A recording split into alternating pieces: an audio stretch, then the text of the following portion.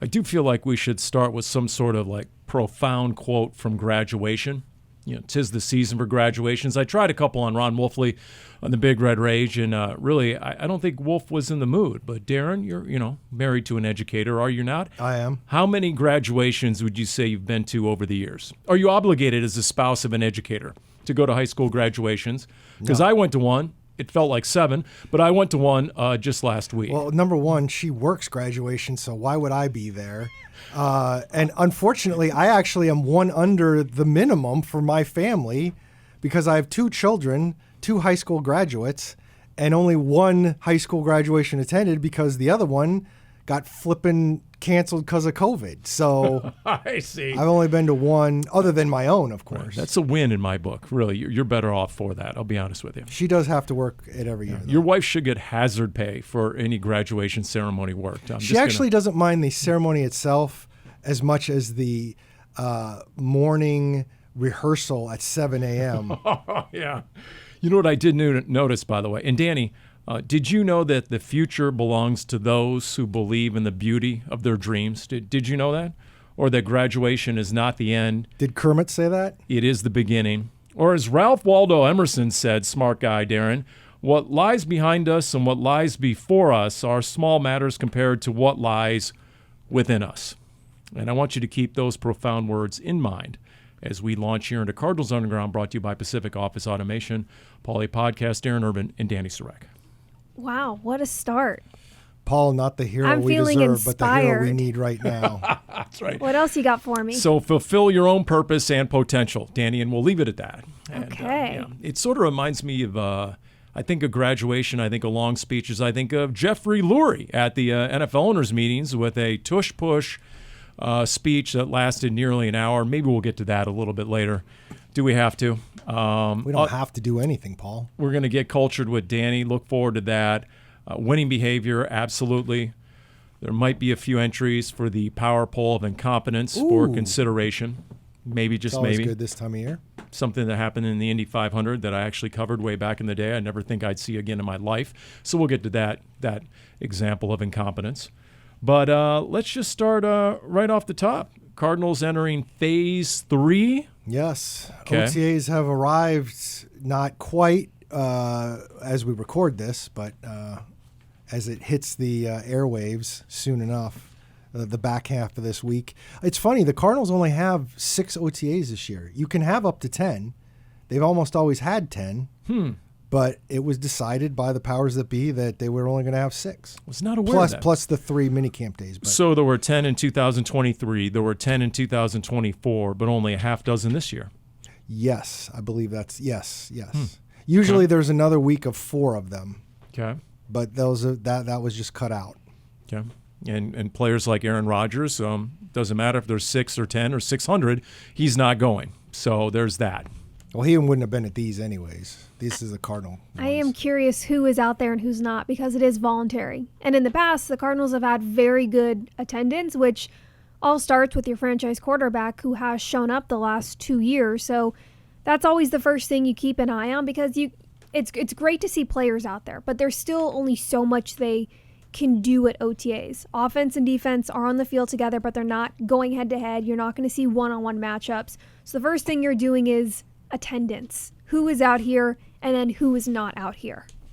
What's the old joke? 90% of success in life is just showing up. So that's a start right there. Attendance You are just full of them in today, the Paul. off season. Availability is just as important as ability. I don't think Okay. that's the saying. Well, That's one of them. may or may not be an apt segue into Shawn Murphy-Bunting. Yeah, that's true. Reportedly on the what is the list We again? don't. It's not even Non-football reported. injury? Yeah, it's not reportedly. I mean, it was on the official NFL transactions list that was released last week. He's on the non-football injury list. We don't really have any other details from that. The team still hasn't done any official announcement. Although, again, with OTA starting, Jonathan Gannon will address the media on Wednesday, and I don't know how many answers we're going to get because usually JG is pretty tight-lipped about that stuff, but obviously it impacts this cornerback room, which has a lot of options and has one less, and maybe that in the end help some of the decision making, I guess. Is there a more competitive position group on this team right here, right now than cornerback? You could argue defensive line, but cornerback is the most competitive if you're looking for a starting role. Defensive line is stacked with veterans. So when you're looking at cornerback, Shawn Murphy-Bunting was one of your starters. And then last year it was Starling Thomas at the start of the year. Max Melton, former second-round pick, worked his way in. So now that's an even bigger question mark. That was already going to be a position room to watch in training camp, especially after drafting Will Johnson in the second round.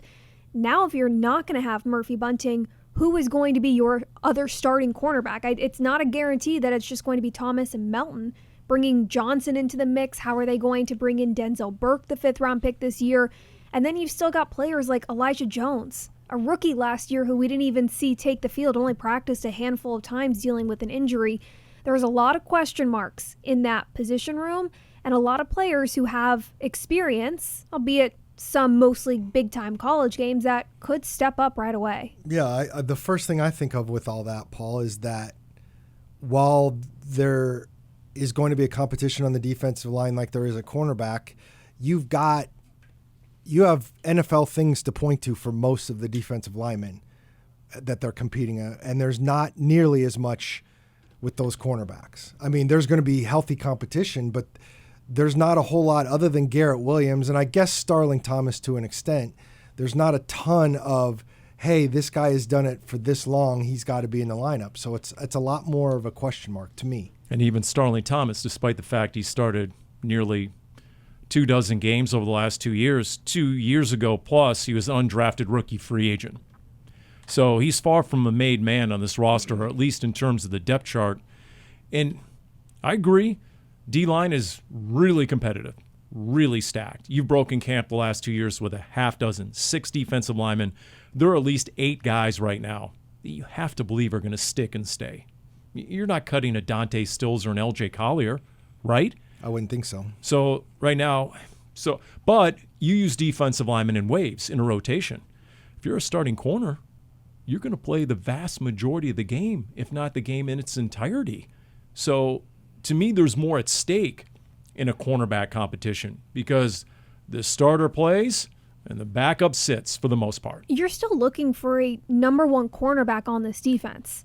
The Cardinals had used somewhat of a rotation last year. Is that the goal? Is that what they want to do, the way they did with Thomas and Melton? Or do they want to get to a point where you can have your 2 cornerbacks out there and that's ideally who you have? Maybe you have one of those cornerbacks traveling with the team's number 1 receiver, which is something we haven't seen. I don't classify Garrett Williams as an option to see outside. He can play. He's shown that he can do that, and that's something he's talked about that he and the coaches have discussed as an option. The fact, though, that we haven't seen Williams play outside paired with how good he has been inside as the slot corner, I don't think that's the move they're going to make, not having Murphy-Bunting outside. How many defensive backs does this team keep? 9? I was going to say 8. But considering how loaded they are, thing is, if you're keeping more defensive linemen, where are you pulling that extra roster spot from? Do you go lighter at safety because you're so loaded at corner? Maybe. To Dani's point about Garrett Williams playing outside, I thought that was much more of a possibility until this latest Shawn Murphy-Bunting news, because there are a lot of people who think Shawn Murphy-Bunting was at his best in his NFL career the couple of years he was at Tampa as a nickel. That's where he really shined. And so if you're thinking, okay, Garrett Williams 2 years into the league, fully, knock on wood, recovered from the knee injury, no longer a factor, we think he has potential to grow and evolve outside, then to me, your immediate answer inside and nickel corner was SMB. Well, that's no longer a possibility based on what we know right here, right now. So does that leave Garrett Williams inside, which is fine. He really excelled. I mean, his PFF ratings and all that were off the chart. That's gotten a lot of publicity. You had to get another underrated all-time, in the league ranking. We'll get to that in a minute. But if you were to go ahead and handicap your top 3 corners right here, right now, I mean, if you're Monty Osborne and Jonathan Gannon, you always have that depth chart, up in your office, right? What is it, Friday Night Lights? They had little names on magnets, right? And they move them around the depth chart there, and they're going to. If you were to put those magnets into place right now, Darren, how would you rate them? Okay, so it's funny you bring this up. I've had this question asked a couple times in the mailbag about Will Johnson should be an automatic starter from day one because of what his talent is. And my argument, number one, is, I mean, he was a second-round pick. He wasn't a first-round pick. And, I mean, he actually went 3 slots or 4 slots lower than Max Melton did. So if we're saying Will Johnson should be a starter, then Max Melton is. But on the flip side of that, okay, you can make the argument that if there weren't any of these questions about the knee, he probably would have gone top 20, maybe top 15. Then all of a sudden, when you're talking about a guy like that, he is a guy that you may be pushing. I mean, is anybody going to be surprised if they deploy when the season starts Max Melton and Will Johnson as your starting outside cornerbacks and Garrett Williams in the slot? I mean, I'm not going to be. No. You know what's amazing is Red Sea Report, Dani, about a couple hours before we're here on Cardinals Underground. I mean, how bullish for a minute there, I thought that was her new nickname, Red Sea Report Dani, but go ahead. Well, Craig Grialou, like Aaron Rodgers, not showing up for the off-season program, so Dani stepped in. Drew Stanton was she stepped up yes, in a you fabulous did. way. Yes, you did. It's okay. Craig's not listening. I told him to take his vacation seriously. He already sent me a text. Come on, of a Craig. beer in London. Oh, good. Does Grialou rhyme with Drew Bledsoe? Just saying. Where was I? Wally Pip. When I did such a good job on Red Sea Report. Exactly. That's where you were. That's right. No, that's right. Yes, that. And then speaking of positives, how positive Drew Stanton was. That was an all-time self-serving segue if I've ever heard one. Quality right there. How positive Drew Stanton was on Will Johnson right out of the gate. I mean, the moment Paris Johnson Jr. was drafted, he was a starting right tackle. The moment Marvin Harrison Jr. was drafted, starting receiver, wide receiver 1. Will Johnson, to Darren's point, could he already be that guy just based on his college resume? Drew Stanton, former Michigan State quarterback, maybe future Suns head coach, the way the Suns are targeting Michigan State people. I have no idea.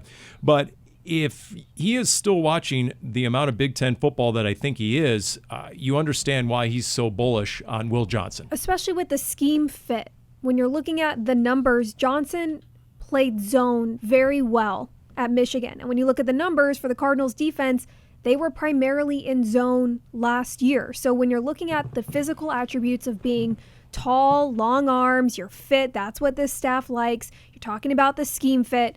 It makes sense why they would want to go with Will Johnson and why they probably feel like he could come in, maybe even not week 1, but early on, come in and maybe be a starter for them. And yes, college experience is not nearly the same as the pros, right? But when you're looking at the games and the bright lights and how Will Johnson performed, that still means something.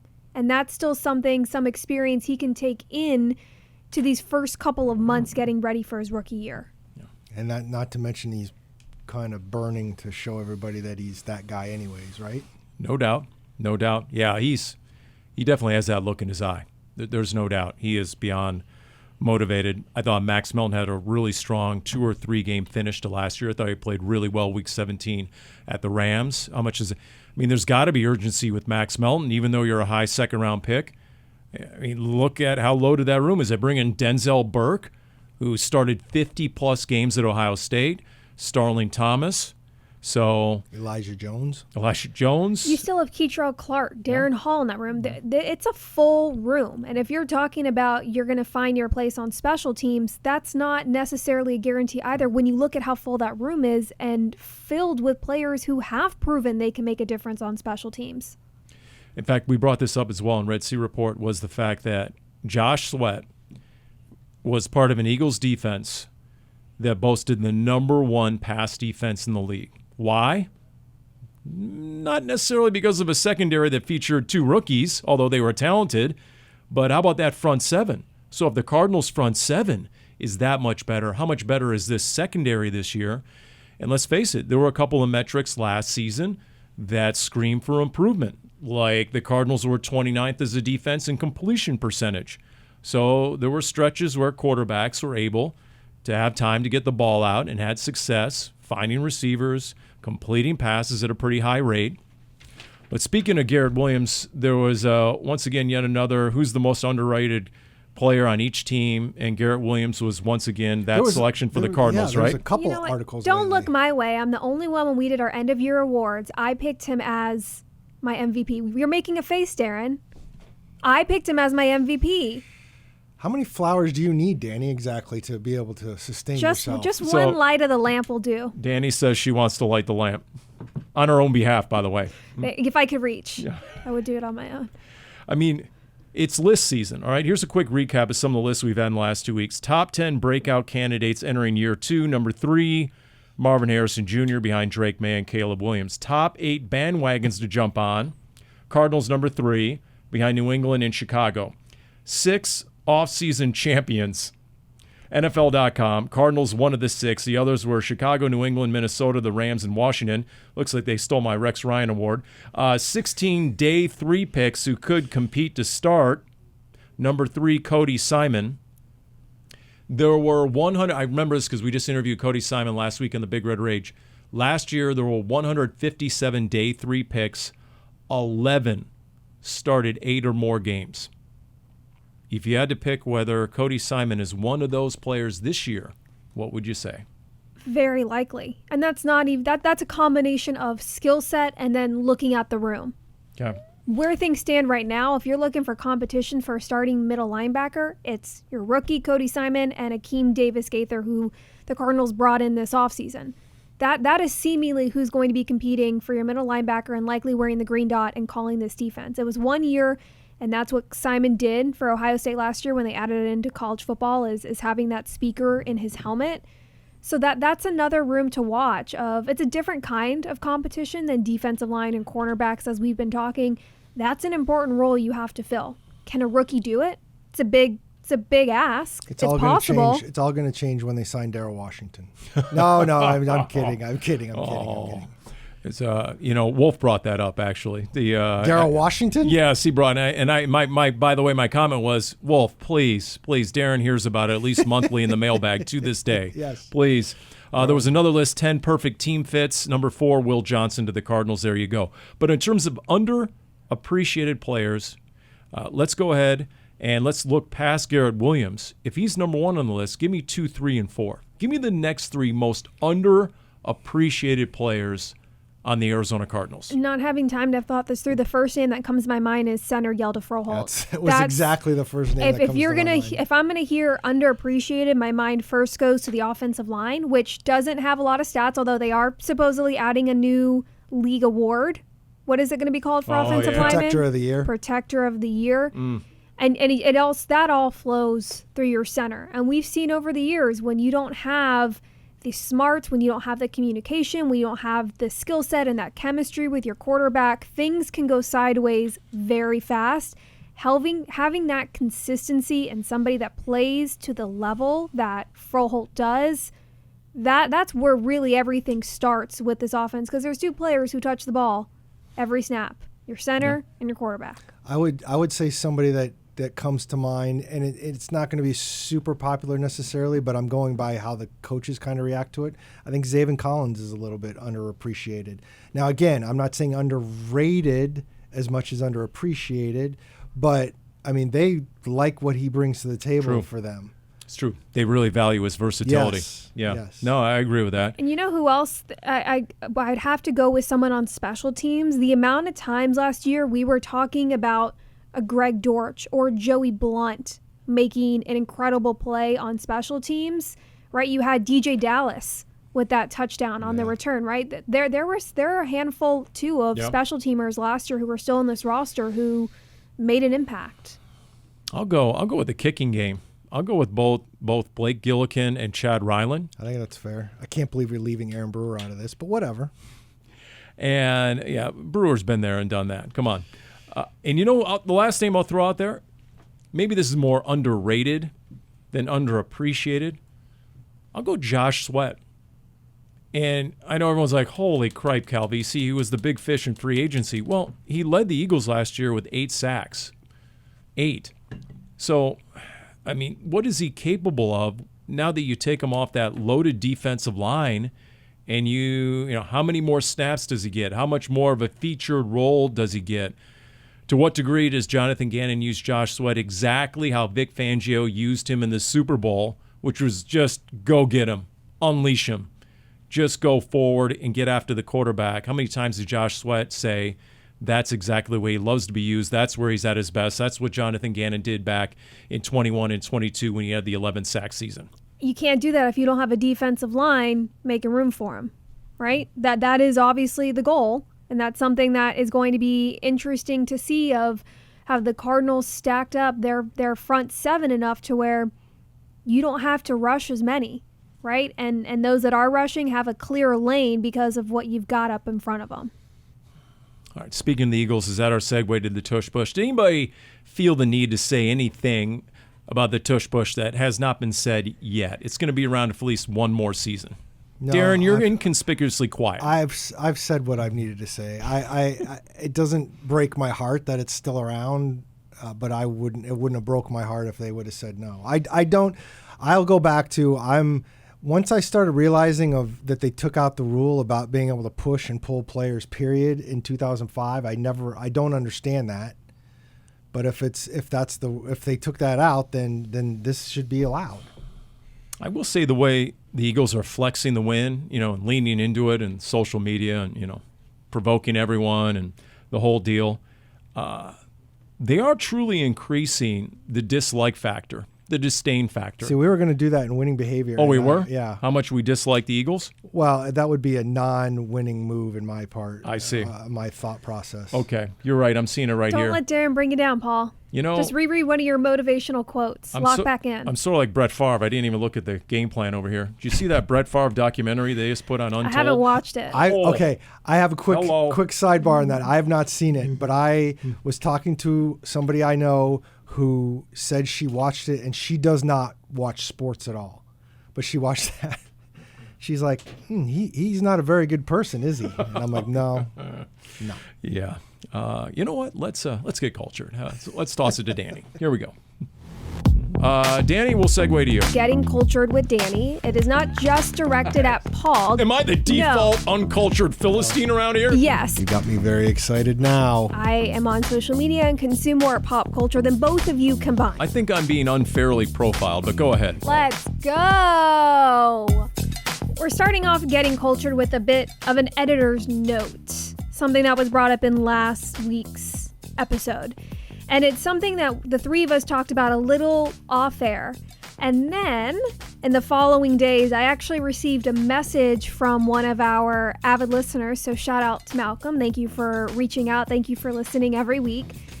And Paul said something last week, and he was talking about how something is slap.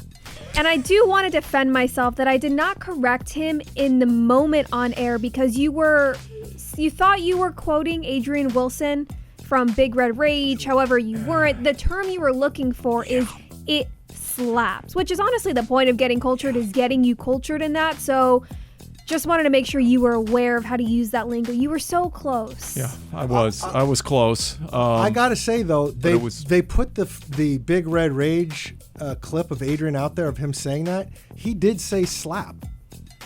So maybe we need to make sure Adrian is getting cultured as well. We'll let you do that, Dani. May I present my defense attorney, Darren Urban? That's right. Has my back. You Thank can do you. better Darren than Urban, that. Esquire. Thank you. This I saw, but it didn't get a lot of attention, which I thought was interesting. Have the two of you heard about the enhanced games? No. No. Now I'm scared. Okay, the enhanced games, an Olympic-style event that encourages PEDs, steroids, and growth hormones. It's happening next Memorial Day weekend in Las Vegas, and they are hoping to infuse unprecedented levels of science, money, and performance-enhancing drugs. Okay. This is a complete ripoff of Saturday Night Live. Yes. If you go back, Yes. Paul and I know that Yes. the deal. It was one of those. Was it Dana Carvey? I can't remember. And Kevin Nealon? Yeah, it might have been. But And Kevin Nealon was the loudmouth announcer. It's the all-legal steroid games. Yeah. Something like that. The power lifter goes The power to lift lifter. and the arms rip off. Yes, I was going to say, should we spoil the moment? But Darren just sorry. did. So, Just the did. guy goes to deadlift like 3,000 pounds, and instead his arms rip off. That's classic, though, that we're going to go have that in real life, because why wouldn't we? That is reality now. And the last note is... By the way, Dane, do you have any HGH on you, by the way? I'm sorry. Keep Again, going. a family All right. show. Okay, I'm sorry. The AMAs, That's the a non-denial denial. The American Music Awards was a pretty big flop.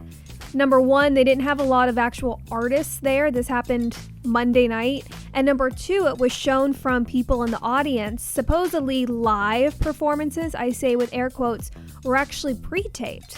There was a moment that two different artists were shown on TV as if they were performing live, and then the view from the person in the audience was showing a dark stage. They had essentially filmed, pre-recorded, a performance and had people in the audience and had the camera angles. Oh my goodness. Yeah, pretty big flop. Yeah. Why? Guess you can't believe what happened? Live TV anymore. What happened to those fine AMA awards? Just nobody cares anymore? I guess not. So Reminds that's that. me, one of the political conventions, Kid Rock was way off with the lip syncing. Way off. Like Ashley Simpson back in the day, Like the original. One of the political conventions. I wonder which Darren, one. this isn't political. Well, you both have been cultured now. Okay. You're welcome. All right. It slaps, Paul. It slaps.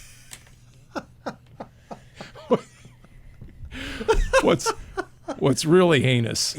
What really is heinous? I think I misquoted him on several platforms. It wasn't just one instance either.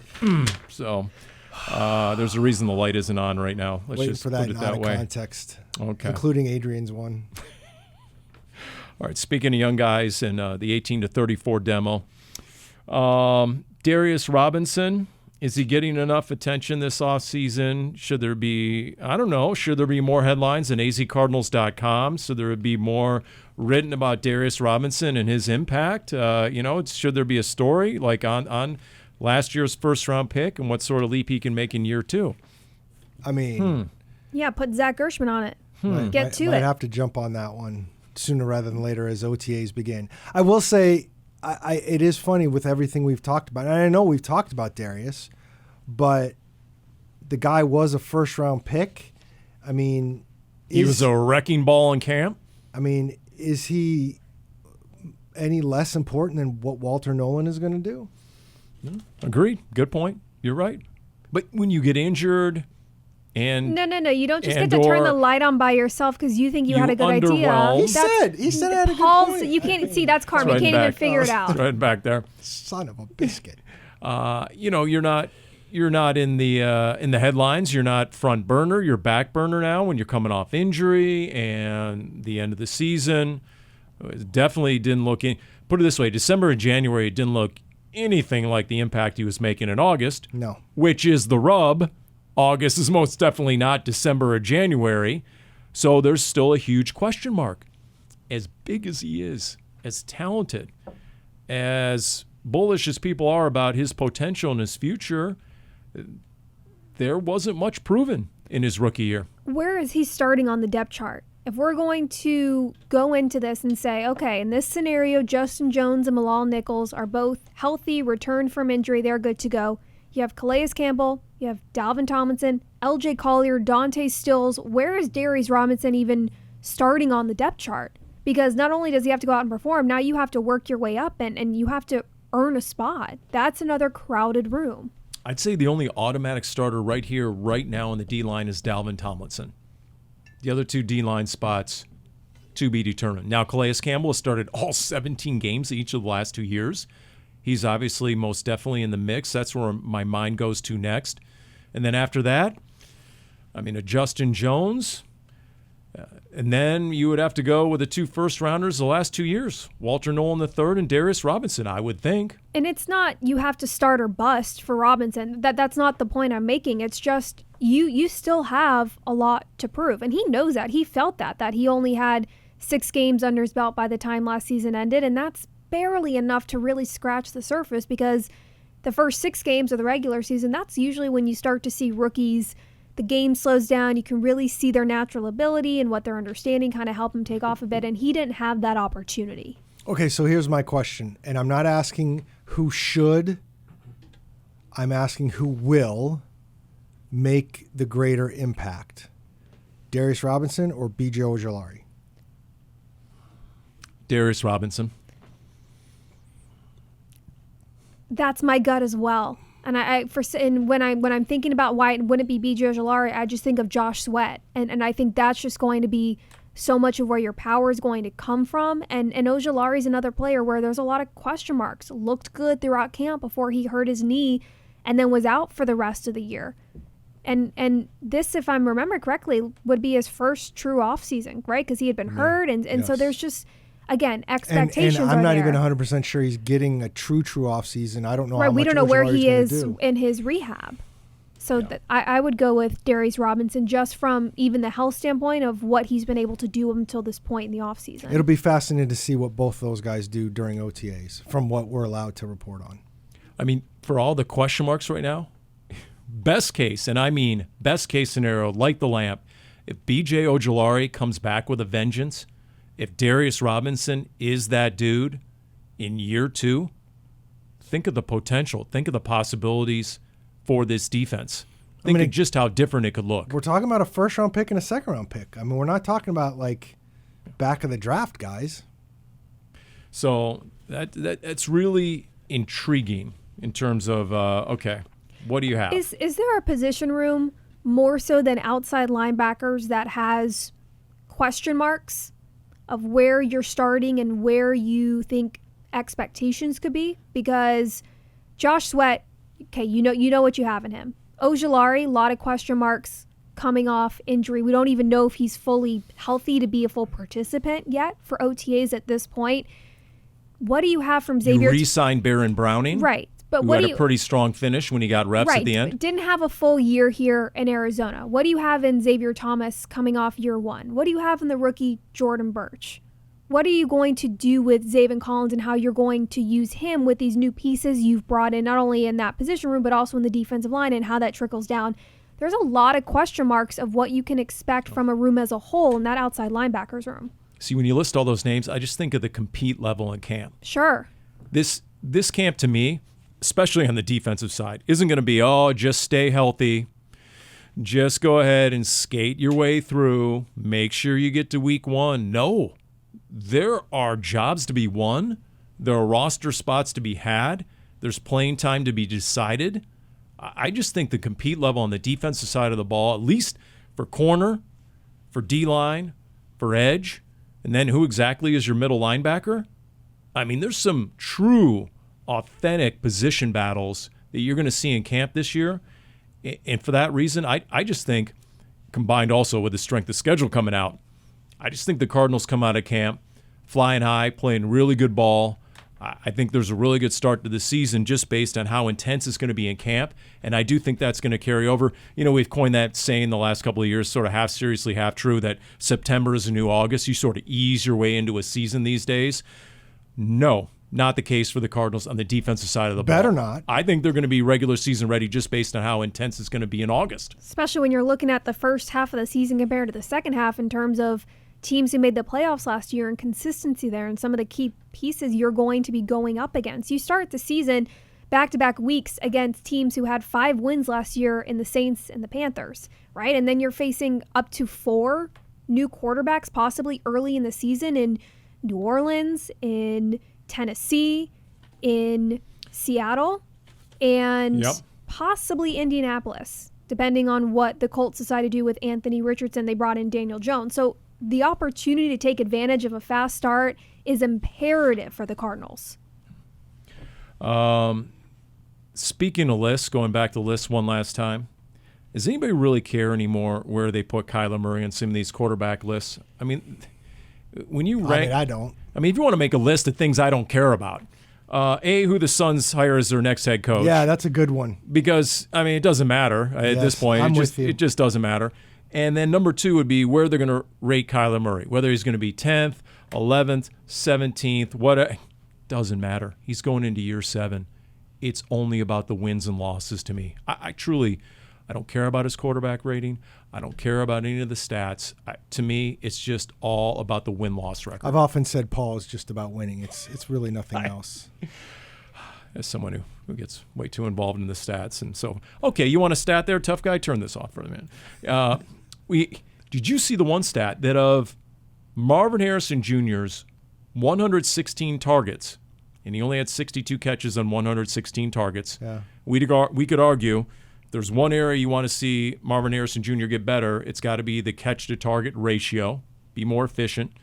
But someone came out, an analytics site, and rated 45 of those targets were uncatchable.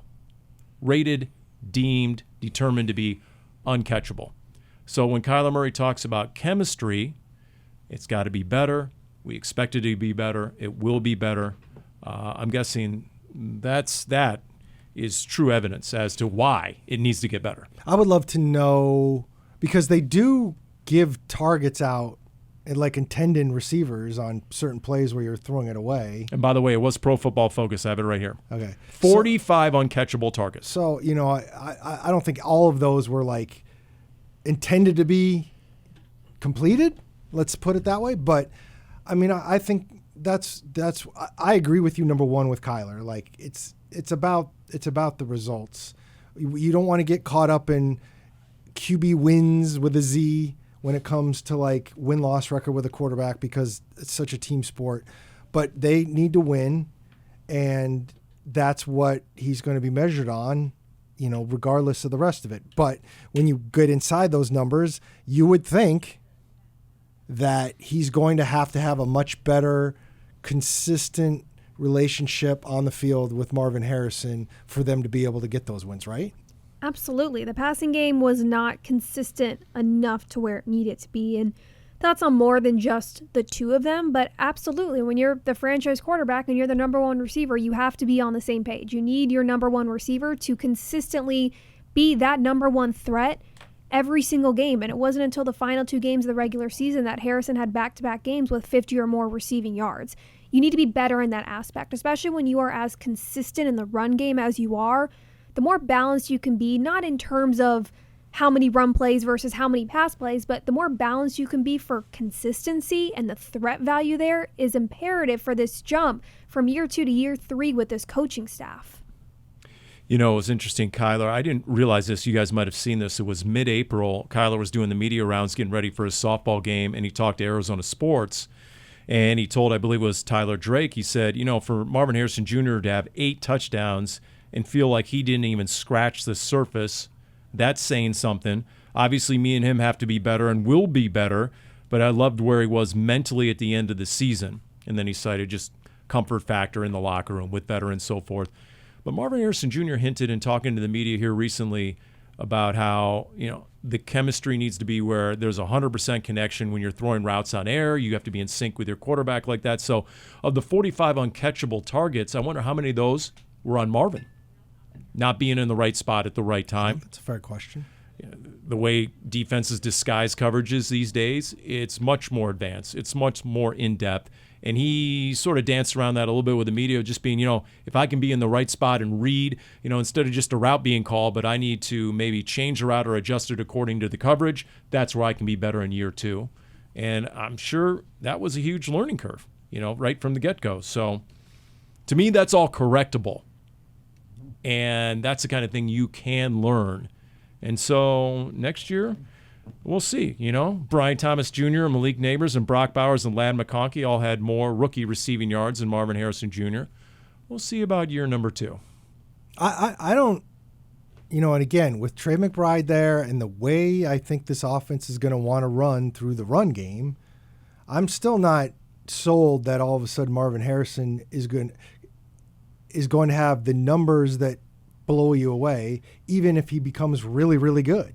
Now, his touchdown numbers might be really good, but if he has 1,100 yards, I think he could have 1,100 yards and still be spectacular. It's beyond the stats, though, and that's something we talked about when it came to Trey McBride last year, who finished with 2 receiving touchdowns, right, is the eye test. It's more than the numbers. It's more than the numbers with Harrison as well. Think of the games where he was so active in the game plan in the first quarter and then didn't have a target until late in the fourth.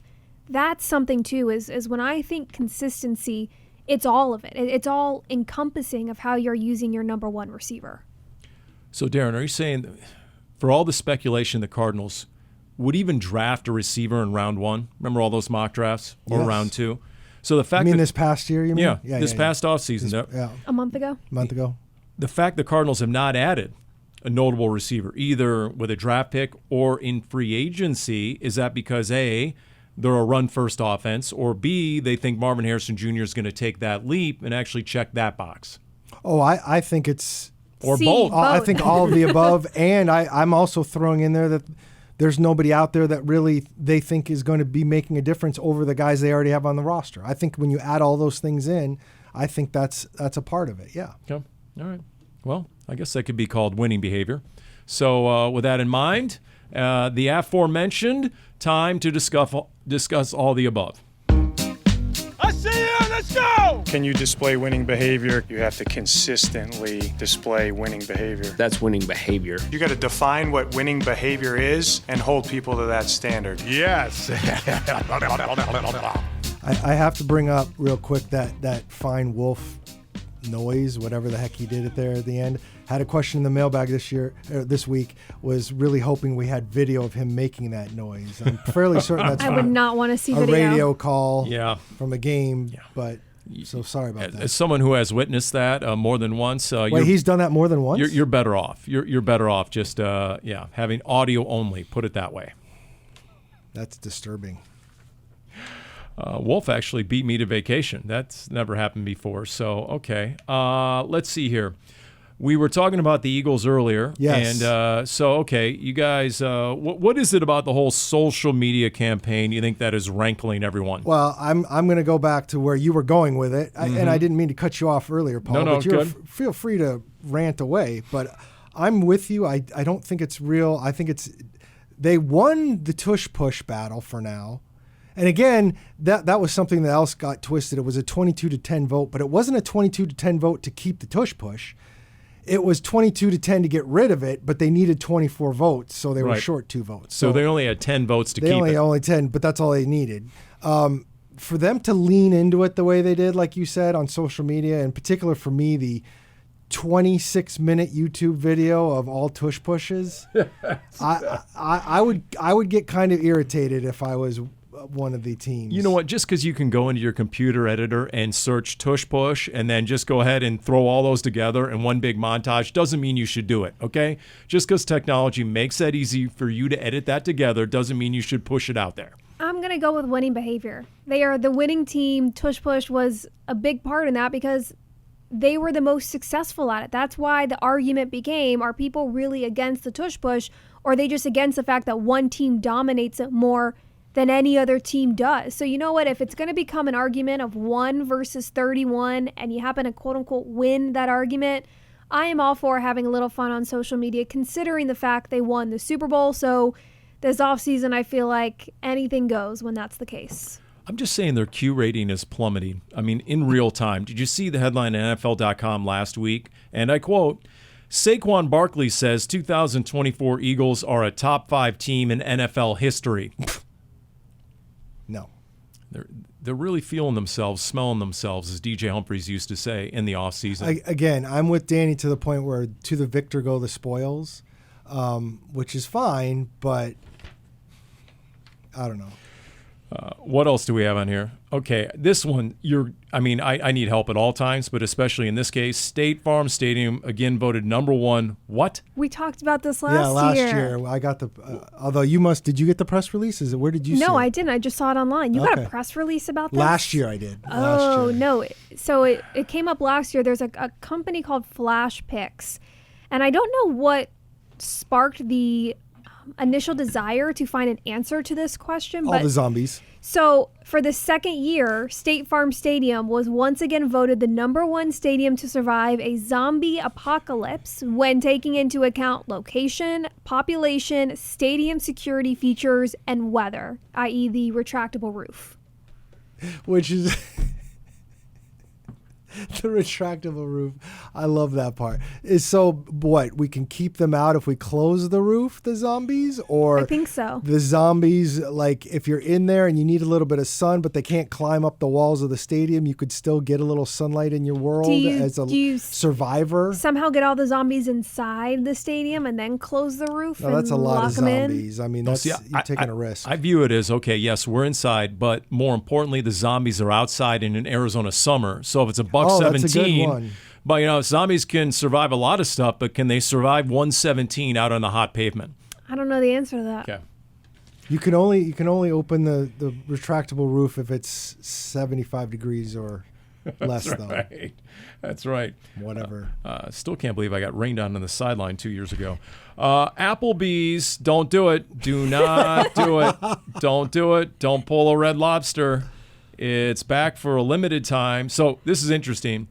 Unlimited is back for a limited time. For $15.99, it's all you can eat riblets, double crunch shrimp, and chicken tenders. Is it the next Red Lobster By the meltdown? Yeah, our leader for many weeks in the power poll of incompetence was the executive for Red Lobster, who went with all you can eat shrimp and literally bankrupted the company. I've only eaten at an Applebee's once in my life, and I cannot say that I was impressed by my meal in any facet. But it just a riblet? How does that sound appealing, and why would you want an unlimited amount of that? Come on, Dani. Don't act like you didn't have a McRib back in the day. Come on. No. Oh, come on. I'm not a big McDonald's eater. What if you just have a single crunch shrimp? Not That's a my double. question. Yeah, so keep that in your back pocket, Paul. We're gonna have to keep an eye on Applebee's and how they're doing financially. It's a cold war of crunch. If I'm an Applebee's competitor, I'm going with a triple crunch shrimp. That's what's coming out next. So possibly winning behavior, possibly not. If you get enough deep fried coating on it, there might not be any then shrimp anything inside. is good. Yeah, That's right. Okay. Darren, you can't help but put a basketball one in here. It's the basketball playoffs. I thought this was fair. Go ahead. All right, but we have to figure out, is this winning behavior or is this not winning behavior, where Tyrese Halliburton's dad, who famously was banned from being at games because he was sitting sideline and couldn't keep his personage off the court and taunt Giannis after a Bucks loss. And so he got banned. He is now allowed back in only at Pacer home games, and he's got to be up in a suite, can't be on the sideline. So it's a dad timeout. You just go up to the suite. So I'm going to go with winning behavior for the Pacers. That was probably about right time, but absolutely non-winning behavior from him doing that in the first place. And it's embarrassing that anybody would ever do it, much less a person that actually raised a child. Isn't that embarrassing that headlines is like, hey, my dad's not allowed to come to the basketball game. And then headlines, hey, my dad's allowed back. I'm going to say this too. I think it's absolutely non-winning behavior that this has been treated like he was unlawfully detained by Russia and is now getting let out of prison. Like, the dude totally deserved probably more than he got punishment. Let's not celebrate him. He's lucky. Giannis is one of the nicest people on the planet. I'm with you there. Because that could have got ugly. And, he could have got body slammed right out there on the hardwood. Here's a bonus one. I saw this headline a little earlier. Here's the actual headline in the Wall Street Journal. You ready? A surprising reason why shoppers refrain from buying healthy foods. Intriguing headline, right? Makes you want to click. The healthier the food, the faster it goes bad. Or so people think. So Americans are less apt to buy healthy food versus unhealthy food because they think it's more apt to go bad, which could be a wasted expenditure, as if carrots and apples and raisins and, granola and broccoli and spinach and kale and whatever else, quinoa, all don't have pretty good shelf lives. Come on now, people. Don't use that as an excuse for not eating healthy. You're telling me you've never purchased a bag of spinach and then it's gone bad before you even opened it? Oh, okay. But I'm going to throw the other part out there is the reason you didn't open it is because you had no interest in eating it. So, it's going to go bad after 3 weeks. Yeah. You bought the damn thing, and then every time you saw it in there, you're like, I don't You bought the I don't spinach feel like it. and you bought the cookies. Which one got open first? You were motivated at the grocery store, and then you got home, and when it was time to make a meal or have a snack. You had the jalapeno popper Doritos. Were those double or triple crunch? The poppers. By the way, I'm going to throw in a couple power poll of incompetence, couple of quick entries. Both come from the Indy 500. Fox in its maiden voyage on the broadcast, and they got lambasted for inserting more commercials than a Super Bowl. They did get high ratings, though. They did get high ratings. They missed the winner crossing the finish line. Oof. How? At the very moment where the checkered was going to be flying and the winners crossing the bricks there, they cut to an inconsequential crash at the back of the pack. So it was an ignominious end, just like it was an embarrassing start for Mr. Scott McLaughlin. Did you see what Scott McLaughlin did, the driver, at the very beginning? Said it was the worst moment of his life when he crashed on the parade lap. How did that happen? They hadn't even started racing yet. They're going probably half speed. And way back in the day when I actually covered Indy 500 as a young punk, and my photographer said, when you interview Roberto Guerrero, I dare you to ask him about crashing on the parade lap the year before. And he bet me lunch I wouldn't ask him. Oh, I asked Roberto Guerrero about that, and I got an all-time quote about, yeah, it's freaking embarrassing. And he went off on a one-minute rant. He gave you a good quote, though? Great He wasn't quote. mad at you? No, he owned it. He talked about how embarrassing it was for him in 1990-something to crash on the parade lap. And I never thought I'd see that again in my life. And then it happened on Sunday, the 109th running of the Indy 500. So Not winning behavior. Not winning behavior, That's but when you crash, you it's automatically not winning behavior. So there you go. Winning behavior would be international games, and I see that down here. Did we bring this up? The NFL executive in charge of TV and content, speaking of ratings, mentioned how well those international games do in the early slot. Yeah. On the East Coast. We talked about that, right? I don't think we talked about how well they do, but it's I've often thought this for those of us in the West Coast who get to wake up essentially with football, like that's something the East Coast people never get to do. And they love it when they get when you're on the East Coast and you get to have football at 9, 10 in the morning. They love it just like we love it on the West Coast. Yes. So of course, if the international game is 16, 17 games a year, and the East Coast wakes up to that, and then you have what is the 10 a.m. kickoff our time and the 1 o'clock kickoff our time, and then the Sunday night game, so all of a sudden there's 4 TV slots every single Sunday. I mean, is there any doubt that's where the NFL is aiming this thing? I'll make it. It's been a decade now. I went to some league meetings and we were having some. It was for content people for all the teams, and we were having this meeting. And I was at some cocktail reception. And I started talking to somebody from the league, and back then, they were talking about our goal is to eventually get every team playing an international game every year. And that's become clear as we go forward. And I think Roger Goodell actually said it the other day that that's what they hope to get to. We're not far from an 18-game season with 2 bye weeks and an international game guaranteed every year. There was a question in your mailbag, which made me laugh. It was about someone, you, yeah. Someone had asked if I was so sad or maybe upset is how it came off that the Cardinals did not get the Germany game against the Colts. If that was because of a personal reason or the team, it's 100% personal. Yes. Why would I not want an opportunity to go across the country, across the world to Germany? It was 100% personal. If it's up to the players or coaches, I don't know how many of them, minus maybe a young player who hasn't had that experience, I don't know how many of them would say, I am absolutely pro having an international game where I've got to be on a long flight and I've got to change my routine and I've got to adjust to jet lag. I guarantee you there isn't a coach in the world who wants that. That was all personal why we're not going to Germany. That's why I was I'm disappointed sad. Personally. I'm with Dani on this one. I'm team let's go on an international road trip for me. So, Dani, did you send a letter into the Roger Goodell's mailbag, sort of like Darren's? Did you find another mailbag to rant and submit your own note? Or No, not yet. That's a good idea, though. Got to be heard on that front, pretty right? please. Yeah. Okay. All right. Any other sundry items we missed here on this edition of Cardinals Underground? I'm just now you've got me thinking about, maybe I should go to the graduation ceremony this week. Not really. I'm not going to go. It's not nearly as profound as Ralph Waldo Emerson, but, like I told the 18-year-old punk the other day, young man, the tassel is worth the hassle.